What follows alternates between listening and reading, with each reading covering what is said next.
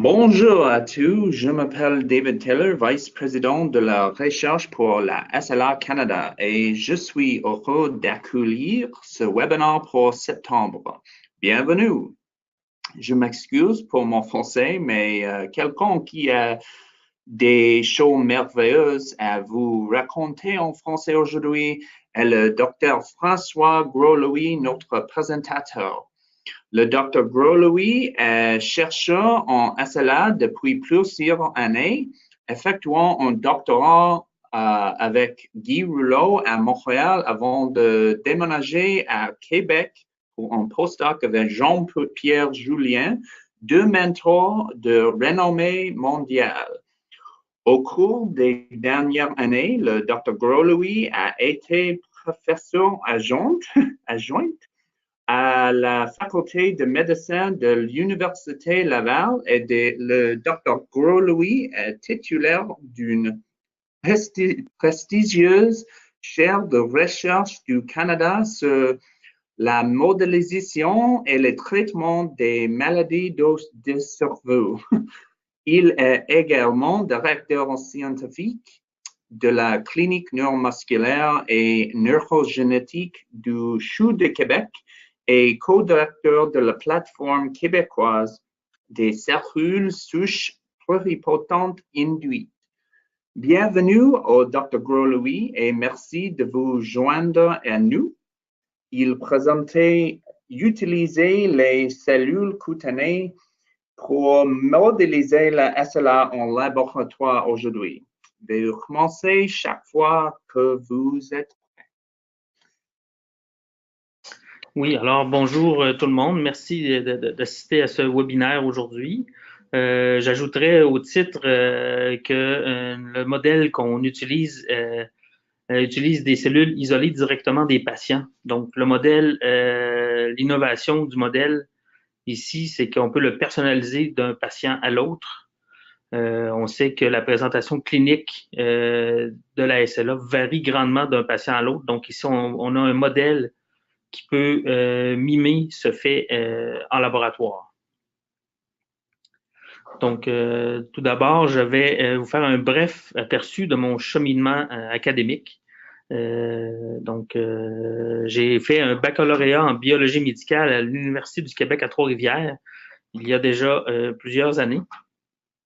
Ensuite, j'ai fait une maîtrise en médecine expérimentale ici à Québec à l'Université Laval, où j'étudiais les cellules fœtales en circulation maternelle. On essayait de développer un diagnostic de la trisomie 21 à partir de prises de sang de la mère. Ensuite, qu'on isolait les cellules fœtales et puis on faisait un test diagnostique sur les cellules fœtales présentes en circulation maternelle.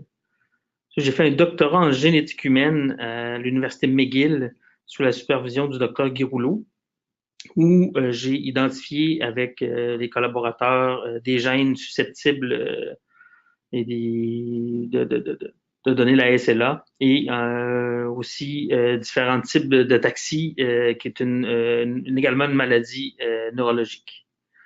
J'ai fait un premier stage postdoctoral dans l'équipe du docteur Jean-Pierre Julien où j'ai développé une immunothérapie pour la SLA. On utilisait un modèle de souris pour valider nos hypothèses. J'ai fait un deuxième stage postdoctoral en Suisse avec le professeur Pico Caroni où j'ai continué à étudier des modèles animaux et cellulaires pour la SLA et en particulier pour identifier des nouveaux mécanismes associés au stress du réticulum endoplasmique et d'une protéine bien connue dans la SLA qui est le SOD1. Et je suis professeur à l'Université Laval depuis 2011. Donc, mon groupe de recherche se concentre principalement sur les maladies neurodégénératives ainsi que sur d'autres maladies du cerveau pour identifier les causes, pour modéliser la maladie, pour mieux la comprendre et espérer trouver des nouvelles avenues thérapeutiques ou des pistes thérapeutiques pour le traitement de ces maladies-là. Donc, une grande partie de mon laboratoire se concentre sur les maladies neurodégénératives, en particulier la SLA, mais aussi sur les encéphalopathies post-traumatiques, qui est un nouveau projet qui s'installe dans notre laboratoire en collaboration avec le docteur Nicolas Dupré, neurologue ici à Québec, On sait que les patients qui souffrent de commotion cérébrale répétée, ici on a le nom scientifique, là, encéphalopathie post-traumatique, ces patients-là peuvent développer à long terme des maladies neurodégénératives telles que l'Alzheimer, le Parkinson et aussi la SLA. Donc, les études sont un peu floues à ce sujet. Donc, on essaie ici d'étudier ce fait-là. Donc, on utilise beaucoup les modèles de culture cellulaire en laboratoire, dont la peau, pour modéliser les maladies neurodégénératives. Je vais vous faire plus un bref, un aperçu plus précis plus tard dans la présentation. Mon laboratoire aussi étudie la neurofibromatose, qui est une maladie neurogénétique. Les patients développent des tumeurs cutanées, donc des lésions cutanées apparentes à celles-ci. Ici, un peu partout dans tout le corps, ces tumeurs-là sont formées de cellules neuronales précises. Donc, en utilisant le modèle de peau qu'on a développé, ici, on peut voir qu'on peut refaire les neurofibromes en laboratoire pour étudier leur apparition et comment les contrôler. Ici, c'est une belle photo aussi avec des couleurs. On voit le neurofibrome en vert, la tumeur en vert, puis son réseau, avec son réseau de capillaires là, qui permettent de l'étudier, le développement des tumeurs. On étudie aussi les anévrismes intracrâniens. On identifie des causes génétiques chez des patients ou des familles susceptibles de faire des anévrismes intracrâniens. Ensuite, on utilise des modèles de cellules en laboratoire qu'on roule autour d'un membrane pour recréer des vaisseaux sanguins pour étudier justement comment apparaissent les anévrismes ou les AVC, qui sont plus connus sous le nom des AVC. Donc, mon laboratoire se situe au LOEX, qui est le Centre de recherche en organogenèse expérimentale de l'Université Laval. Le LOEX, on est plusieurs chercheurs au LOEX. Puis, on utilise un noyau de technologie qui est le génie tissulaire. Dans le fond, c'est la compréhension de la culture de cellules en laboratoire dans un environnement soit en 2 dimensions ou en 3 dimensions qui permet une interaction entre les cellules et une meilleure communication entre les cellules. Donc, le LOEX a plusieurs chercheurs qui se concentrent soit sur la peau, les bronches, la cornée, la vision, mais aussi on a aussi une branche sciences neurologiques qui s'est développée avec mon recrutement et avec celui de mon collègue François Berthaud aussi, avec Nicolas Dupré, différents autres neurologues. Là. Donc, on a une branche neurologique. On utilise le génie tissulaire, dans le fond, pour étudier les maladies neurologiques. Donc, mon équipe de recherche, j'ai plusieurs collaborateurs ici à l'interne, comme le docteur Nicolas Dupré, Hélène Kwong, qui est une neurochirurgienne, Peter Gould, qui est une neuropathologiste. Ici, on travaille vraiment en étroite collaboration pour essayer de mieux comprendre la maladie puis arriver faciliter la recherche sur la SLA. J'ai mes étudiants Bastien Paré, Christian Martel, qui sont étudiants de doctorat et à la maîtrise présentement, qui travaillent spécifiquement sur le projet SLA. Lydia, qui est mon assistante de recherche. Mathieu aussi, qui est chargé de projet et coordonnateur, qui fait le lien entre la clinique et la recherche. Liliane, qui est notre infirmière de recherche, ainsi que de nombreux autres étudiants et stagiaires. Donc, si je veux juste ajouter que la proximité entre la clinique, les patients et la recherche, ça favorise grandement les collaborations et les découvertes scientifiques. Ici, le LOEX est situé à l'hôpital de l'Enfant Jésus, qui est un des plus gros centres ultra spécialisés en neurologie et en neurochirurgie au Canada. Ça regroupe 12 neurologues et 12 neurochirurgiens. C'est aussi un centre de référence en neurologie pour la région de Québec et tout l'Est du Québec. Ici, on voit l'hôpital tel qu'il était il y a 1 an, mais on sait que l'Hôtel-Dieu, le gouvernement a accepté qu'elle déménage sur le site de l'Enfant Jésus. Donc, ici, c'est les plans du nouvel hôpital. On a en gris l'ancien hôpital, puis tous les buildings en blanc sont des nouveaux buildings qui vont être construits par le gouvernement du Québec pour justement accueillir l'hôpital Dieu qui déménagera sur le site de l'Enfant Jésus. Ici, le LOEX est situé ici. Donc, on va être tout petit par rapport au nouveau hôpital, mais on va être central. Donc, ici, c'est une autre maquette, là. Donc, le LOEX est ici, puis tous les nouveaux buildings qui vont être bâtis à terme après le projet. Donc, pourquoi vouloir modéliser la SLA? Un des obstacles majeurs à l'étude des maladies neurologiques est bien sûr la disponibilité des tissus nerveux. Les patients, c'est très invasif de prendre une biopsie du système nerveux et on essaie d'éviter le plus possible. Donc, c'est pour ces raisons qu'on a un besoin pour modéliser ces maladies-là, soit chez les modèles animaux, les modèles de souris, les modèles de poissons zèbres aussi également, mais il y a différents autres modèles qui peuvent être utilisés, mais un modèle qui est entièrement humain, qui ne dépend pas sur le développement d'animaux, l'étude sur des animaux transgéniques est manquant dans la SLA, mais aussi dans d'autres maladies.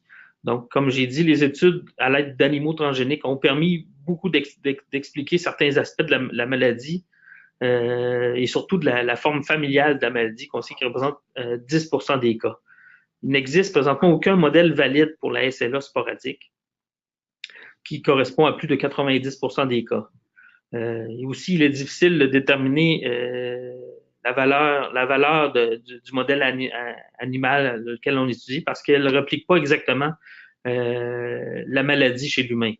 On sait que la présentation clinique chez les patients est différente et variable d'un individu à l'autre, ce qu'on appelle une hétérogénéité, versus un tableau clinique qui est très similaire, voire même un seul tableau clinique chez la souris. Les souris sont tous pareils, vont développer la maladie au jour près. Donc, on appelle ça plus un modèle qui est plus homogène. Donc, les retombées de bien modéliser la SLA, donc ça permet de développer un modèle d'étude, c'est ça qui correspond mieux à la réalité, incorporation des cellules du patient et de faciliter la médecine personnalisée. Ensuite, ça va nous permettre aussi d'identifier des biomarqueurs pour le diagnostic, progression et étudier l'évolution de la maladie. Donc, ce qui m'amène à vous parler des biomarqueurs. Qu'est-ce qu'un biomarqueur? Une définition qui est quand même un peu simple. Donc, c'est un indicateur d'un état biologique pouvant être objectivement mesuré et évalué comme un indicateur d'un processus biologique normal ou pathologique, ou de la réponse, ou qui va nous permettre de prédire la réponse au traitement médicamenteux. Comme un exemple, ici, je parle du taux de glycémie ou le taux de sucre dans le sang. Lorsqu'on le mesure, lorsqu'il est élevé, donc c'est un indicateur de diabète. Donc ici, le glucose sanguin est un biomarqueur pour le diabète. Donc l'idée, ça serait d'identifier des biomarqueurs pour la SLA aussi, pour mieux la diagnostiquer. Donc il y a plusieurs types de biomarqueurs, des biomarqueurs diagnostiques, mais aussi des biomarqueurs pronostiques, pour permettre d'évaluer la progression de la maladie. On sait qu'il y a des patients qui évoluent très rapidement, d'autres plus lentement. Donc, si on était capable de trouver un biomarqueur qui nous permettrait de prédire comment la maladie va évoluer chez le patient, il y a des marqueurs génétiques, bien sûr, et aussi biomarqueurs pour mieux suivre la maladie. Ou le monitoring des patients, comme exemple, l'hémoglobine glyquée. L'hémoglobine glyquée, c'est aussi associé au diabète.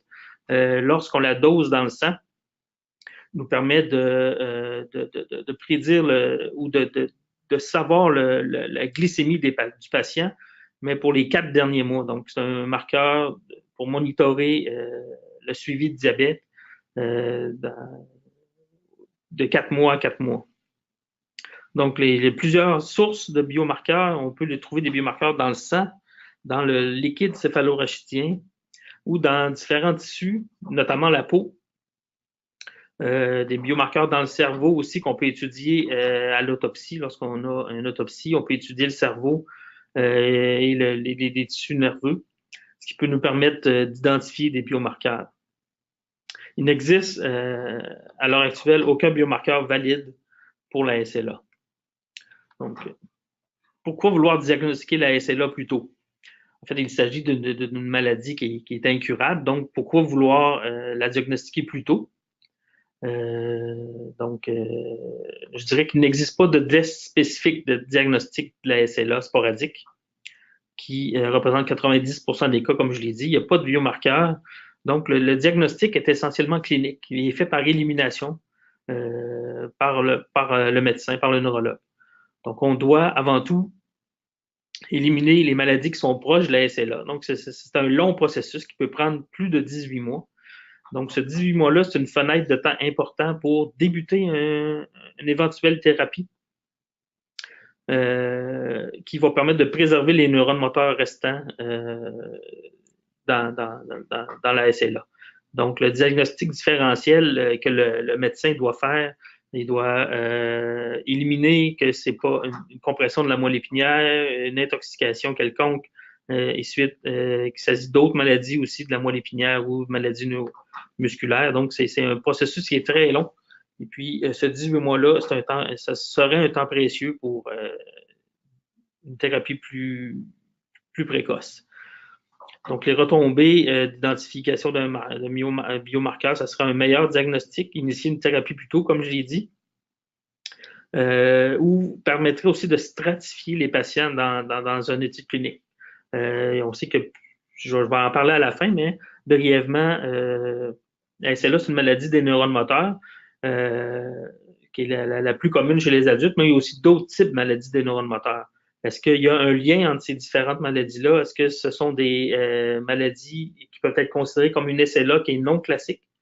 Donc, toutes ces questions, cette variabilité-là dans la présentation clinique des patients SLA fait en sorte que ça devient plus difficile d'effectuer de bonnes études cliniques. Donc, avec un biomarqueur, ça nous permettrait d'être certain du diagnostic et de recruter des patients pour des études cliniques précises. Ça nous permettrait d'avoir une évaluation arbitraire de la réponse à un traitement, autre que l'échelle clinique qui est utilisée présentement par les cliniciens et puis qui est sujet à plusieurs controverses. Donc, la peau et la SLA. Donc, la peau pourrait être une bonne source potentielle de biomarqueurs. Comme je l'ai dit tout à l'heure, un des obstacles majeurs à l'étude de cette maladie, la disponibilité du tissu nerveux. Il y a des études qui sont faites pour identifier des biomarqueurs à l'aide du liquide céphalorachidien, du sang ou même de l'imagerie du cerveau. Mais ces études-là sont encore très précoces et comportent certaines limitations. Donc, des changements cutanés, on sait que des changements cutanés qui apparaissent fréquemment avant l'apparition des symptômes cliniques ont souvent été rapportés pour plusieurs affections neurologiques, dont en particulier la SLA. Il y a une connexion peau-cerveau qui est très évidente. La peau et le cerveau dérivent du même feuillet embryonnaire. Dans l'embryon, on sait que ça dérive d'une seule cellule, après qui se divise, puis qui pour former l'embryon et puis donner naissance à un bébé, comme on le sait. Donc, le cerveau et la peau dérivent du même feuillet embryonnaire qu'on appelle ectoderme. Donc, on pense que les cellules de peau peuvent garder une mémoire, dans le fond, pathologique de ce qui sont les cellules du cerveau. Et puis, pourrait nous permettre dans le fond, les cellules de peau seraient une fenêtre ouverte pour étudier directement le cerveau et ce qui est anormal dans différentes maladies. Il y a des centaines de milliers de terminaisons nerveuses aussi, des connecteurs sensitifs ou qui sont reliés au cerveau directement par la peau. Il y a plusieurs changements qui ont été rapportés dans la littérature, dans la SLA, dans la peau, en ce qui a trait aux diminutions des fibres de collagène, une augmentation de l'activité de certaines protéines, ici qu'on voit la liste. Aussi une diminution des plaies de lit qui a été notée, même moi, par Charcot, qui a été un des pères de la neurologie moderne. Une diminution de plaies de lit chez les patients, même confinés à un fauteuil roulant ou à un lit, les patients ne développent pas ou très peu de plaies de lit. Donc, un lien intéressant ici qu'on peut faire entre la peau et SLA. Et c'est ce qu'on essaie de développer dans le laboratoire, des modèles de peau pour comprendre cette maladie. Donc, la peau qui est bien sûr plus facilement accessible que le tissu nerveux et offre la possibilité d'études en laboratoire grâce au génie tissulaire, comme je l'ai parlé tout à l'heure. Je vais vous montrer des photos tantôt que c'est le même modèle de peau qui a été développé dans le centre Holo-X pour le traitement des grands brûlés. Donc, on fait des équivalents cutanés en laboratoire, ensuite qu'on greffe aux patients qui sont grands brûlés pour une meilleure guérison. Donc, l'utilisation des cellules cutanées pour modéliser la SLA offre des avantages. Donc, c'est un modèle qui est dérivé directement des patients. Donc, les cellules du patient peuvent être incorporées dans le modèle. C'est des cellules qui sont facilement accessibles via une biopsie cutanée d'environ 1 cm². Ensuite, ça nous permet d'établir une biobanque de cellules de patients que l'on peut préserver dans le temps afin de répondre, conformer ou valider des questions de recherche futures.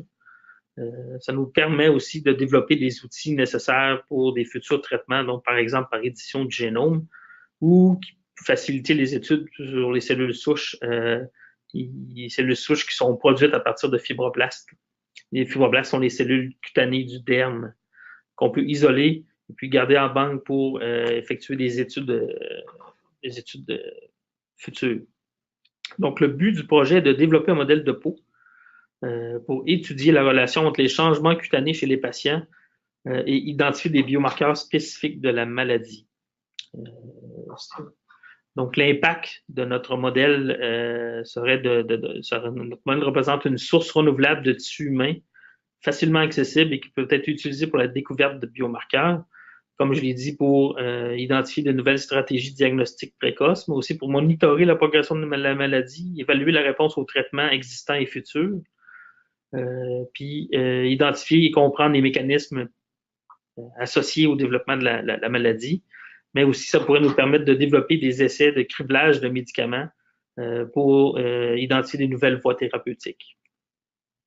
Donc, la peau se compose ici d'un derme qui est situé entre l'épiderme et l'hypoderme. Le derme ici est composé de différentes sources de cellules, mais en particulier les fibroblastes. Et l'épiderme est fait de kératinocytes. Ici, ce qu'on fait, c'est qu'on fait une biopsie cutanée à l'aide d'un punch biopsie. Ici, qu'on met ensuite dans un plat de laboratoire qu'on peut cultiver. Ensuite, à l'aide d'un scalpel, on sépare l'épiderme du derme.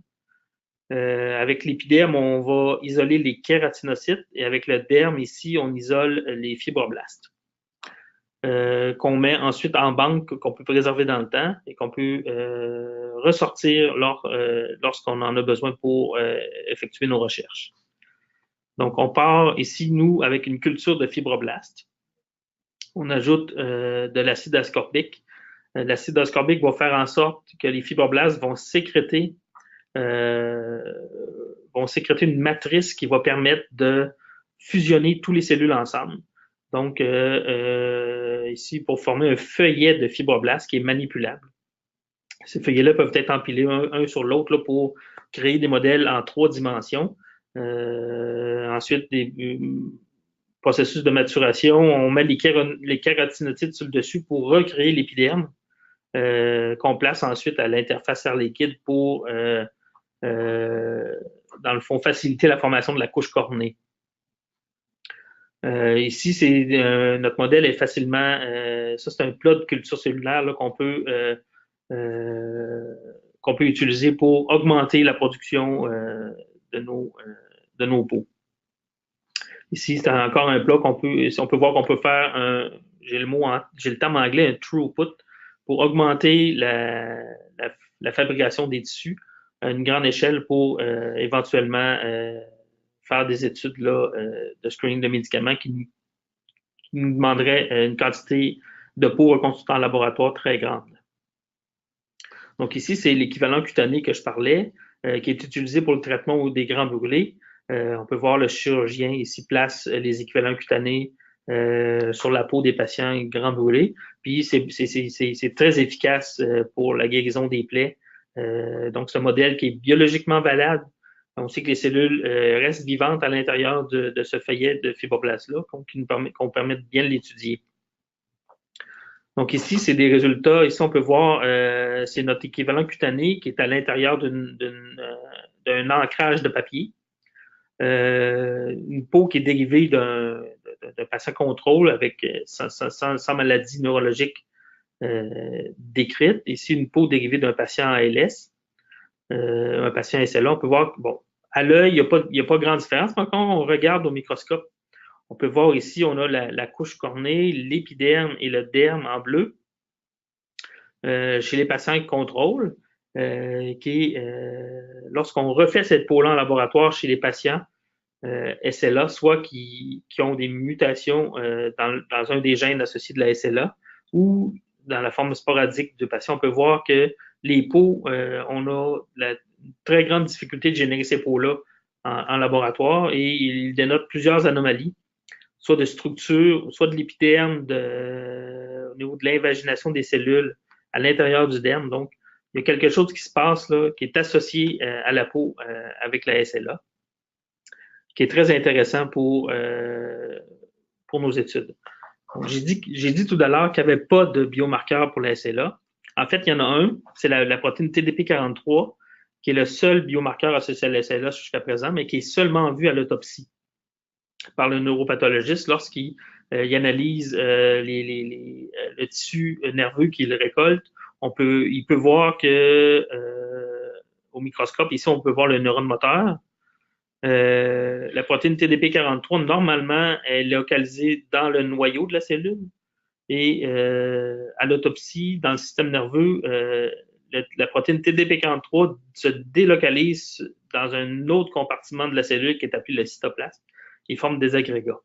Lorsque le neuropathologiste voit ce changement pathologique-là, il confirme qu'il s'agit d'une SLA, mais bien sûr, le patient est décédé. C'est suite à l'autopsie.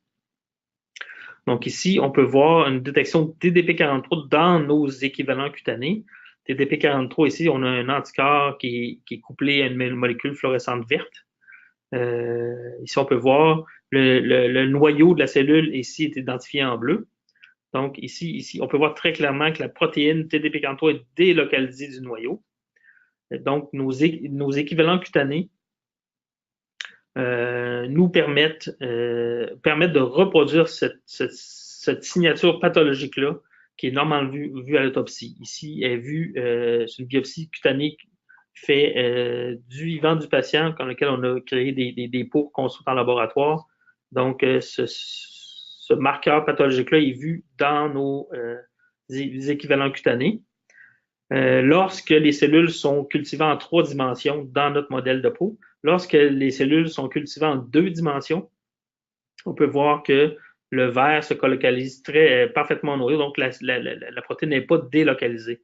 Donc, la culture 3 dimensions est nécessaire ici pour recréer cette signature pathologique-là dans la SLA. Donc, ici, c'est simplement une mesure qu'on peut mesurer au niveau biochimique, cette délocalisation-là. Ici, c'est une autre façon de le voir. Chez le contrôle, on peut voir en vert aussi, c'est la protéine TDP43, en bleu, les noyaux.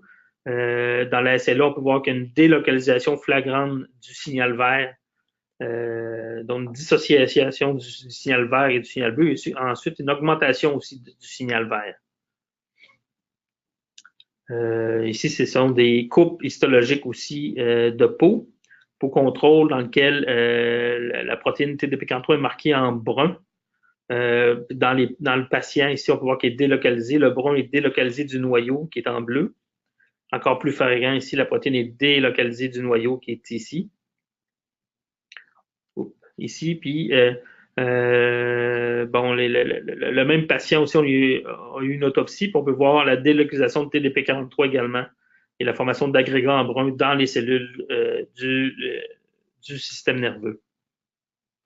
Donc, ce qu'on fait, c'est qu'on part de l'humain, on prend une biopsie, on isole les cellules qu'on met en culture cellulaire. Ici, j'appelle la culture 2 dimensions parce que les cellules sont déposées dans le fond du plat et puis ils peuvent se diviser. Ça, c'est une cellule, c'est ce qu'on appelle une culture cellulaire en 2 dimensions, alors qu'une culture cellulaire en 3 dimensions qu'on a vu tantôt, on force les cellules à sécréter une matrice qui va permettre de faciliter l'interaction entre les cellules et créer un tissu en 3 dimensions. Donc, il y a plusieurs avantages d'étudier les maladies en 3 dimensions ou d'étudier les cellules en 3 dimensions. C'est, comme on l'a vu, ben, ça permet de recréer la signature pathologique dans la SLA, mais ça permet aussi d'avoir une signature génique qui se rapproche plus de ce qui se passe dans la réalité que dans un modèle qui est plus arbitraire en 2D. Aussi, la viabilité des cellules est largement augmentée. Comme les neurones moteurs en culture 2D ne vivent pas très longtemps, on sait que les neurones ne se divisent pas en culture, mais lorsque les neurones moteurs sont gardés dans un environnement en 3 dimensions, on peut les garder pendant plusieurs mois pour mieux étudier une maladie, la maladie d'apparition adulte, notamment dans la SLA. Donc, ensuite, on s'est demandé pourquoi dans notre modèle TDP43 était délocalisé. Donc, on a fait des études justement d'expression génique où on a comparé le modèle en 2 dimensions versus en 3 dimensions. On peut voir que le premier gène qui est largement affecté, c'est un gène qui affecte la sécrétion d'exosomes. Ici, c'est juste pour confirmer qu'on détecte des exosomes dans le milieu de culture où baignent les cellules. Donc, on peut voir en 2 dimensions, il n'y a pas d'exosomes. En 3 dimensions, les exosomes apparaissent. Donc, ça confirme ici qu'on a bel et bien des exosomes. Alors, qu'est-ce qu'un exosome? Désolé, ici, la diapositive est en anglais, mais je vais la traduire pour vous. Donc, tout ce qui est important à retenir des exosomes, c'est ce qui est dans les encadrés. Donc, les exosomes peuvent être sécrétés par différents types cellulaires en situation normale, mais aussi en situation pathologique. Les exosomes où le contenu exosomal va être différent et peut être une éventuelle source de biomarqueurs. Donc, les exosomes permettent de mieux communiquer entre les cellules. Une cellule avoisinante va sécréter des exosomes qui vont être pris par la cellule d'à côté, puis comme ça, ils vont pouvoir se parler. C'est une façon de se parler de cellule à cellule. Donc, ici, la sécrétion d'exosomes a un effet protecteur, mais aussi toxique. Ça, ici, c'est une hypothèse de recherche qu'on a. Donc, les neurones moteurs peuvent sécréter des exosomes. On sait que lorsque, par exemple, le TDP43 se délocalise et s'agrège dans le cytoplasme, ben, la cellule va avoir un réflexe d'encapsuler ces agrégats-là dans les exosomes qui va être sécrété pour se débarrasser de cette molécule-là qui est toxique pour elle, alors que les cellules avoisinantes, comme les astrocytes ou les microglies, peuvent sécréter ou pourraient sécréter des exosomes qui ont des effets neuroprotecteurs dont le contenu exosomal peut aider le neurone moteur à survivre. Donc ici, la problématique va être, lorsqu'on isole les exosomes, d'identifier les exosomes ou de séparer les exosomes qui ont un effet protecteur versus un effet toxique. Ici, le contenu exosomal, ce sont des protéines qui ont été identifiées dans des modèles de souris, dans les modèles de souris. Et ici, on peut voir que dans différentes maladies neurodégénératives, comme on sait que la bêta-amyloïde, qui est associée à la maladie d'Alzheimer, peut être retrouvée dans les exosomes de patients, alpha-synucléine dans le Parkinson, mais aussi SOD1 a été montré chez les souris qui développent la maladie, que SOD1 est présent dans les exosomes de souris, mais différentes d'autres maladies. Donc, le contenu exosomal en tant que tel est une bonne source de biomarqueurs. Donc, l'analyse du contenu exosomal va nous permettre ou nous permettrait d'identifier des biomarqueurs associés à la maladie. Donc, justement, en analysant le contenu de ces exosomes qui sont isolés à partir de cellules de patients qui sont cultivées en 3 dimensions, ici, on peut voir l'analyse des protéines nous permet d'une part de faire la différence entre la culture 2D versus 3D, mais aussi de faire la différence entre patient et contrôle. Où on peut voir ici sur un graphique là, Ici, on a 3 patients dans lesquels on étudie les protéines. On peut voir que c'est nettement une différence entre patient et contrôle. Donc, on pourrait se servir du contenu exosomal pour identifier les protéines, pour confirmer qu'il s'agit d'un patient, de patient SLA versus non SLA. Donc, on sait que les exosomes ici sont sécrétés par les cellules du cerveau. En étant sécrétés, peuvent se retrouver dans la circulation sanguine et on espère par une prise de sang éventuellement, lorsqu'on aura confirmé et validé nos résultats, on pourrait isoler les exosomes dans le sang ou dans l'urine pour diagnostiquer ou voir la progression de la maladie à partir d'une prise de sang. Donc, les exosomes, comme j'ai dit, peuvent être isolés de différents liquides biologiques et offrir une source renouvelable de biomarqueurs, non seulement pour les maladies neurodégénératives et la SLA, mais aussi pour des maladies aiguës, comme les commotions cérébrales. Donc, ça va nous permettre, l'objectif du projet, c'est de déterminer le potentiel des exosomes, qui est aussi appelé microvésicules, comme biomarqueurs, diagnostiques et pronostiques, déterminer la signature pathologique en lien avec la SLA,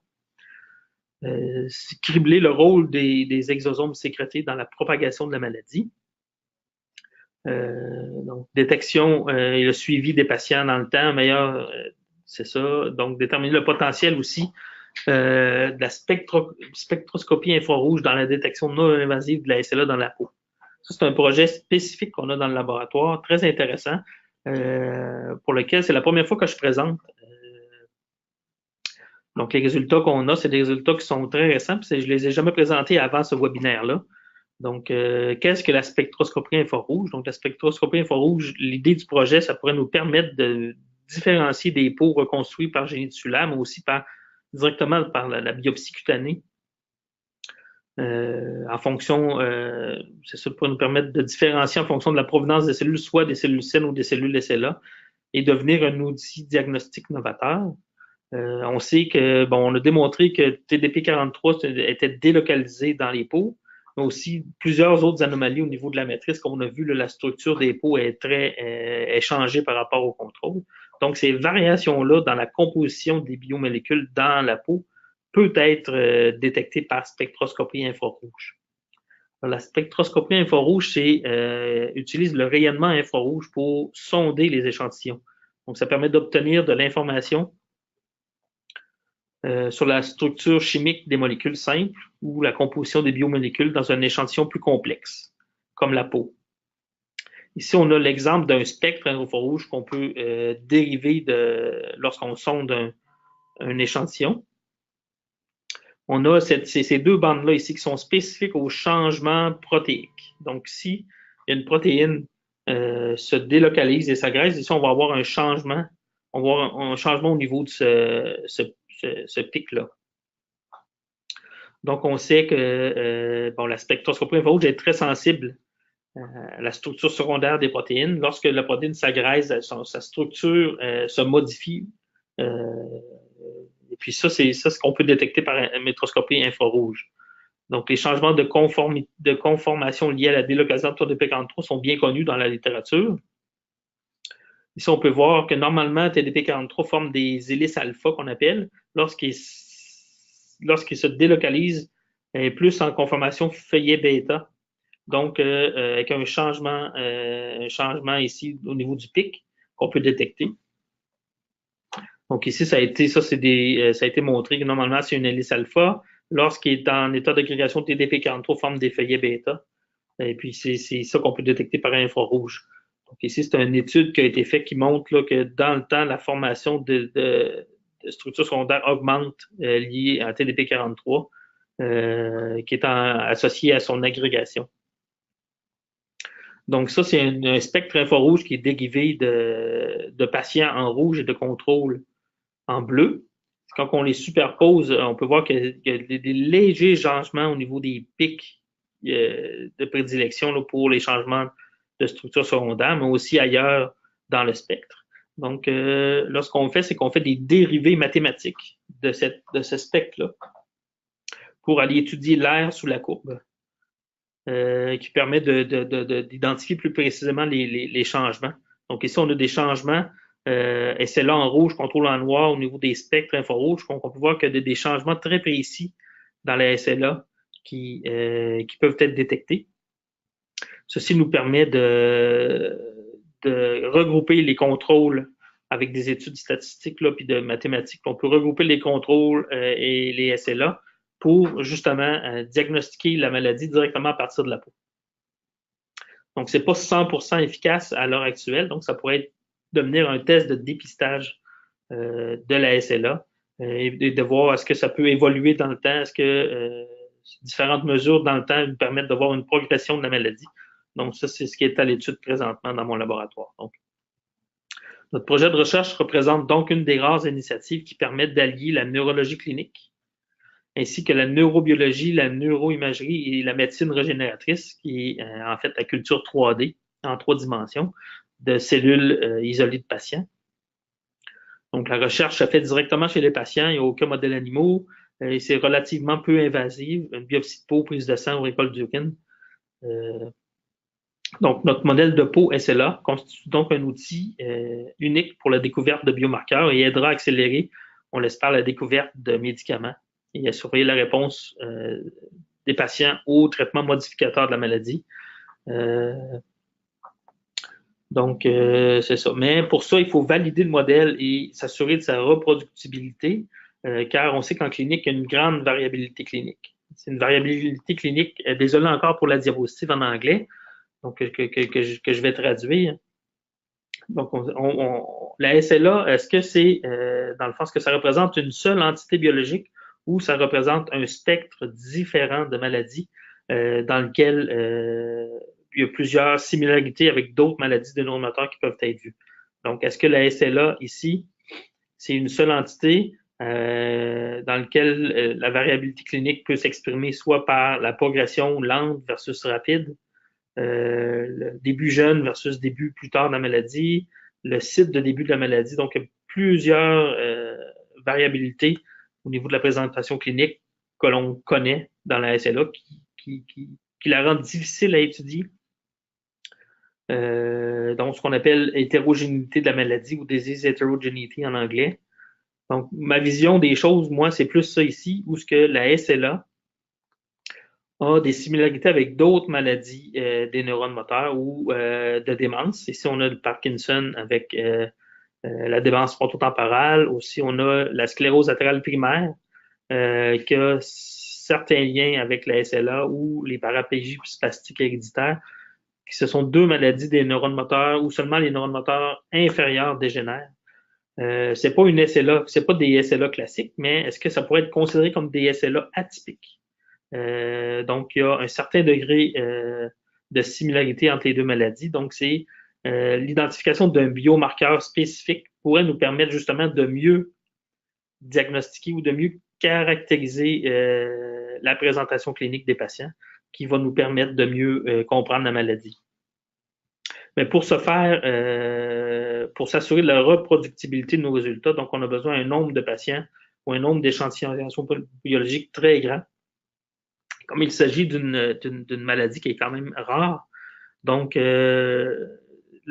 ça serait de créer un biorépertoire. Nous sommes en train de le faire présentement avec plusieurs collaborateurs de Montréal et de l'Alberta, de créer un biorépertoire de cellules de patients, soit de cellules de peau, de sang ou d'urine, qu'on peut préserver dans le temps pour justement mieux étudier la maladie lorsqu'on veut valider des processus biologiques.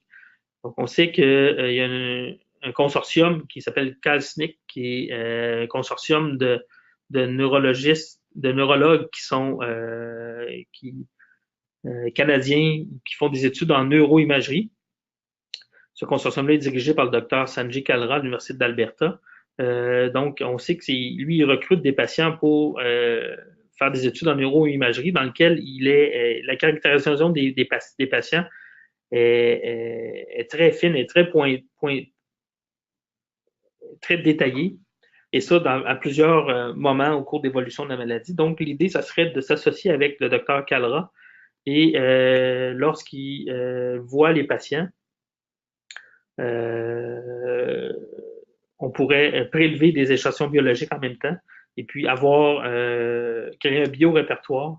Puis on sait que le docteur Calra, là, dans son consortium calcinique, a des tentacules qui s'étendent là, dans plusieurs sites au Canada, dont plusieurs au Québec et ailleurs au Canada.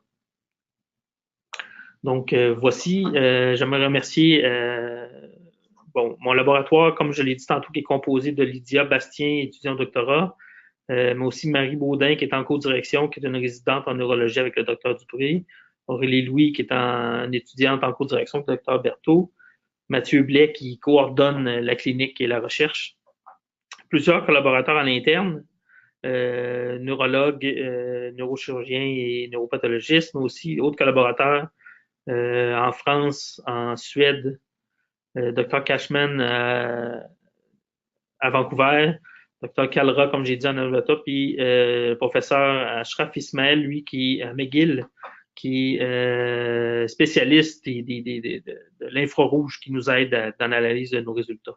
Donc, merci aussi à ALS Canada. ALS Canada a été le premier organisme qui a financé nos recherches spécifiques sur la peau, qui a mené ensuite à l'obtention d'une subvention de recherche par le Western Brain Institute et qui a lancé, dans le fond, qu'on